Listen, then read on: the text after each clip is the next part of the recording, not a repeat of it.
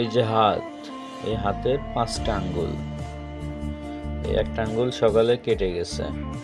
এখন ভাত খাবো, একটু আগে হাত ধুলাম, তো খুব যন্ত্রণা করতেছে। হয়তো বা ভাত খাওয়ার সময় এই আঙ্গুলটা লাগাতে পারবো না ভাতের সাথে।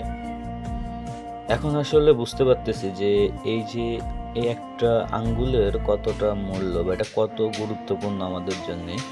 আমি ভাত খেতে যে আমার তো এই আঙ্গুলটা লাগবে, কিন্তু আমি তো শুধু 4 আঙ্গুল দিয়ে ভাত খেতে পারবো না ভালোভাবে।